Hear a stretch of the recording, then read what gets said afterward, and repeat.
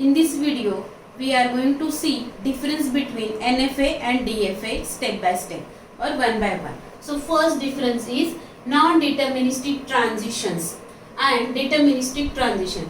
As we know, NFA stands for Nondeterministic Finite Automata and DFA stands for Deterministic Finite Automata.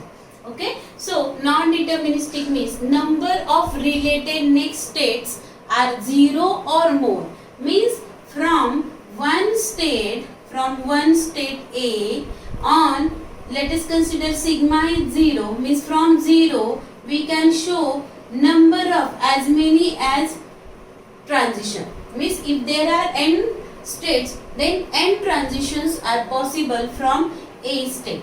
Okay, also in NFA, epsilon in NFA, there is a transition on null symbol or epsilon in NFA, but in DFA deterministic transition, but in DFA means only one transition is possible from one state to another state, means if sigma is having 0 1, then only one transition is possible. That's why it is a number of related next state is.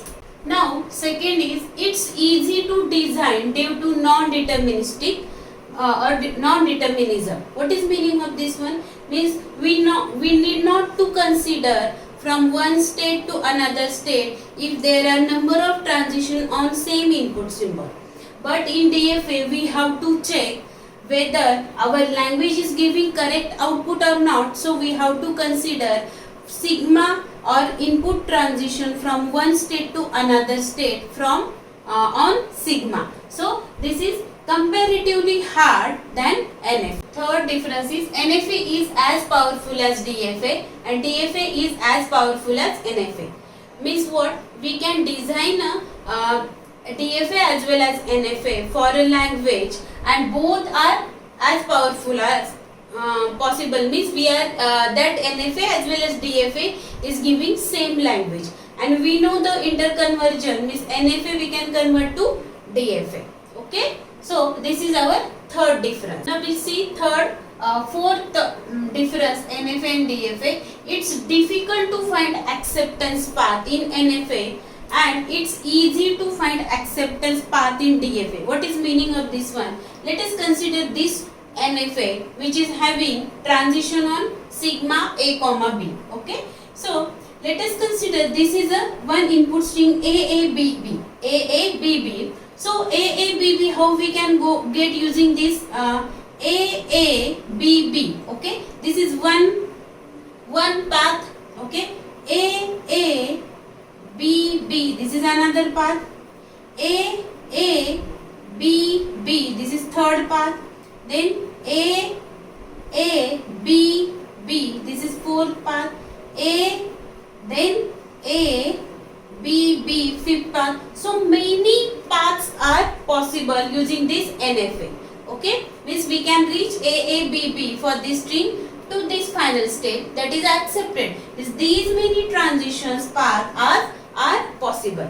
But here if consider this AABB string, so AABB, so only one path is possible. So it is easy to find a acceptance path here.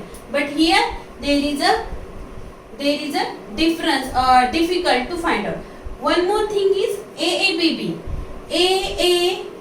AABB. Here also I am reaching and this is not a final state. So AABB. So this is also possible. So that's why it is difficult to find acceptance path. This is our fourth difference. Now next difference is in NFA it is not possible to use backtracking all times in NFA, and in DFA it is possible to backtrack in DFA. Meaning of this one, let us consider this example. Using this, suppose this is my string AAB. For this AAB, how many path or ways to reach this final state? So AAB, this is one. AAB, this is one. Another one is AAB, this is second one. Then third one is AAB, this is third one. Now we are going to consider only three states. Okay, three paths. So for this B, whether I was here or same state or previous state, this is difficult to find out because there are number of ways to reach to final state. That's why it is not always possible. But in DFA, if my string is AAB, okay, AAB. So how many paths are there? A, then A, B. Only one path is there. Means from A to B and B, A to B, B to B and then B to C. Means there is a path of A, B, C. Okay. A, B, B, C. This is a path. But here there are number of ways. Means A, B. No. So A, again A, then B. Okay. Here I am reaching to B. Again A, B, B. Okay. This is one path. Then one more path is there. A, B. So from A to B, B to C. So there is a difficulty to track previous state. That's why it is a difficult. Okay, or not possible. Now this is the sixth difference. Total time required running input string in NFA is large. Why? Because there are number of possibilities to reach from starting state to end state. There are number of paths. So that's why it is time consuming. But here in DFA only one path on one string. That's why it is taking less time. So this is our sixth difference. Now this is seventh difference. In NFA less space is required and in DFA large space is required. Why is it so? Because in NFA no need to show all transitions, means over sigma. But in DFA we have to show all transition. Even though if there is a dead state, we have to show transition on dead state. If there is no possibility of transition on sigma or some input symbol, so we are going to show that transition to dead state. That's why it is taking large space. Okay, but in NFA it is taking less. Now this is a next difference, delta function. Okay, in NFA delta is what? Q into sigma tends to 2 raised to q if it is a NFA.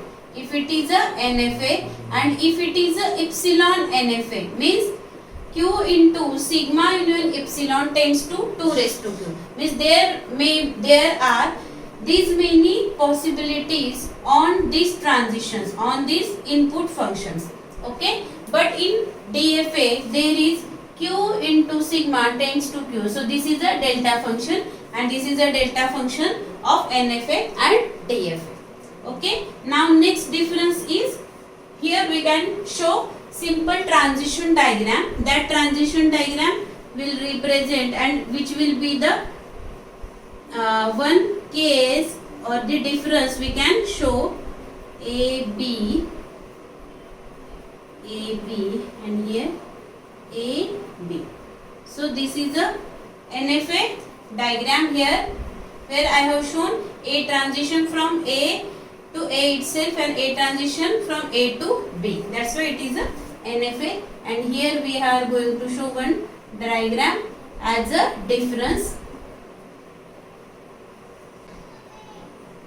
So this is a DFA diagram. So in this way in examination you can write all the differences. There are almost 9 differences you can write. Thank you. If you like this video, click on like button and do not forget to subscribe the channel. Click on bell button to get notification of new videos. Thank you.